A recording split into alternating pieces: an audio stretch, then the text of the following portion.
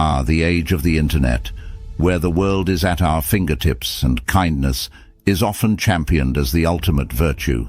But have you ever paused to consider the potential pitfalls of too much kindness? I know it sounds absurd, doesn't it? But bear with me, fellow Stoic, for there's a lesson from the ancients that we might have overlooked in our modern quest to be the kindest version of ourselves. You see, the Stoics, those wise old souls from ancient Greece and Rome, had a thing or two to say about the balance of virtues. Stay strong, they'd advise, but concentrate on virtue. And while generosity is undoubtedly a virtue, like all good things, it can be taken to an extreme. Over-generosity, my friends, can sometimes backfire in ways we least expect. Now, before you raise an eyebrow and think I've gone off the deep end, let's embark on a journey together. A journey where we'll explore 8 unexpected ways that an overflow of kindness might just trip us up. We'll dive deep into the teachings of Stoicism, drawing wisdom from the likes of Seneca, Epictetus, and Marcus Aurelius. And as we do, I challenge you to reflect on your own acts of kindness. Are they always in balance? Or have you, like many of us, occasionally tipped the scales? If you're new here, and this sounds like a journey you're eager to embark on, then give that notification bell a good old ring and subscribe. Go on, I dare you. Together, we'll navigate the intricate dance of virtue, finding the sweet spot between too little and too much. Fellow seekers of wisdom, stay with me as we dive into the unexpected pitfalls of over-generosity, because sometimes the most profound lessons come from the most unexpected places. 1. Taking on too much. We've all been there, haven't we? You're at a friend's gathering and someone mentions they're moving house next weekend. Before you know it, your hand shoots up, "I'll help!" But deep down, you're already swamped with your own tasks. The Stoics believed in living in accordance with nature, which means understanding our own limits. Overcommitting isn't just about stretching yourself thin, it's about not being true to yourself. Imagine life as a teacup. Each commitment, each promise is a drop of tea. Pour in too much and it overflows, making a mess. The Stoics would say, know the size of your cup. It's not about being unkind, it's about being kind to yourself first. Now, I'm not saying don't help your friend move, but maybe offer to help pack a few boxes instead of committing to the whole day. It's the little gestures that often mean the most, and they're much more manageable. Remember that time you promised to help at the school fair, attend a birthday party, and visit your grandma all in one day. By the end of it, you were probably exhausted, irritable, and not very present in any of the activities. That's the weight of overcommitment. So, next time, pause before you promise. Reflect on your own capacity. It's not selfish, it's sensible. 2. Always trying to make everyone happy. Ah, the age-old desire to be liked by everyone. It's a trap many of us fall into. You say yes when you want to say no, laugh at jokes you don't find funny, and agree with opinions you don't share. But here's the thing. Stoicism teaches us that we can't control others' opinions. So why try? People-pleasing might seem like a form of kindness, but it's often more about our own insecurities. And let's be real, it's exhausting. You're constantly juggling masks, trying to be someone you're not. And for what? Temporary approval. I once knew a bloke named Tim. Lovely guy, but he'd bend over backwards just to get a nod of approval. One day, he wore a shirt he didn't like because a friend gifted it to him. He spent the entire day feeling uncomfortable, all for the sake of not wanting to upset his friend. But here's the kicker. His friend didn't even notice. The Stoics believed in authenticity. Be true to yourself, and the right people will gravitate towards you. And those who don't? Well, you can't please everyone, can you? 3. Thinking you can change people. There's a saying, you can lead a horse to water, but you can't make it drink. Stoicism echoes this sentiment. We can't control others, only our reactions to them. Yet, many of us with our big, kind hearts try to fix people. We think our love, our advice, our kindness can change them. But often, it can't. Think of that friend who always dates the wrong people. You've given advice, listened to their heartbreaks, and even set them up with someone lovely. Yet, they fall into the same patterns. It's frustrating, isn't it? But here's the thing. Everyone is on their own journey. And while it's kind to offer a helping hand, we can't walk their path for them. The Stoics believed in focusing on our own actions and letting go of the need to control everything else. It's tough, especially when you care deeply. But sometimes, the kindest thing you can do is step back and let people make their own choices, even if they're mistakes. 4. Letting others use you. Kindness is a beautiful thing, but like all good things, too much of it can be harmful.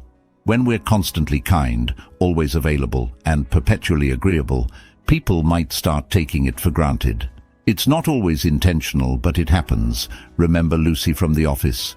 She'd always bring in homemade treats. At first, everyone was grateful, but over time, it became an expectation. The one day she didn't bring anything, there were murmurs of disappointment. Poor Lucy.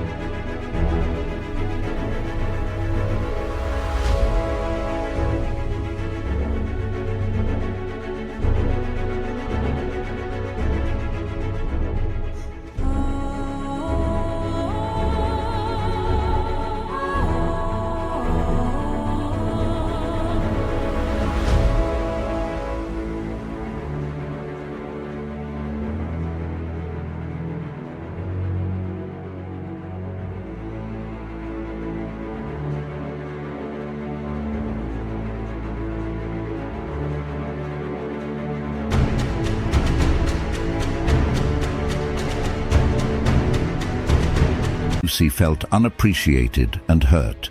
The Stoics teach us about the impermanence of things. Just as we shouldn't get too attached to external rewards, we shouldn't become too accustomed to constant acts of kindness from others. And on the flip side, if we're always the givers, we should ensure we're not being taken for granted. It's a balance, really. Be kind, but also set boundaries. Let people know that while your kindness is a gift, it's not an obligation. 5. Forgetting to care for yourself. In our quest to be kind to others, we often forget about ourselves. We put others' needs above our own, thinking it's the noble thing to do. But Stoicism reminds us of the importance of self-care.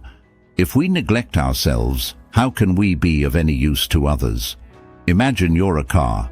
If you don't refuel, how can you drive others around? You'll end up broken down on the side of the road. It's the same with constantly prioritizing others. Eventually, you'll burn out. I've seen it happen with my mate, Alex. He'd always be there for everyone, always putting himself last, until one day he just snapped. He was tired, drained, and felt unappreciated. It wasn't pretty. So, take time for yourself. It's not selfish. It's essential. The Stoics knew the importance of reflection and self-care. After all, a well-maintained soul is better equipped to handle the world's challenges. The fact that you've made it this far into the video shows you're committed to self-improvement. Stay with me until the end, as the last 3 insights are even more crucial. I'll see you at the finish. 6. Avoiding disagreements at all costs. Nobody likes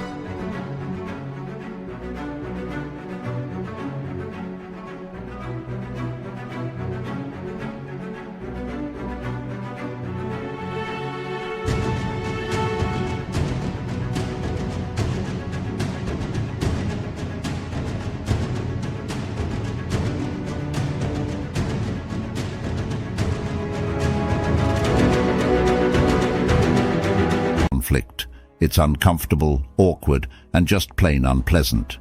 So in our bid to be kind, we often avoid it. We let things slide, keep our opinions to ourselves, and swallow our feelings. But Stoicism teaches us that sometimes conflict is necessary. Avoiding conflict might seem kind in the short term, but it can lead to bigger issues down the road. Small annoyances can fester into deep resentments. Unspoken feelings can lead to misunderstandings. Remember that time your flatmate kept leaving dirty dishes around? Instead of addressing it, you cleaned up after them, thinking it was the kind thing to do.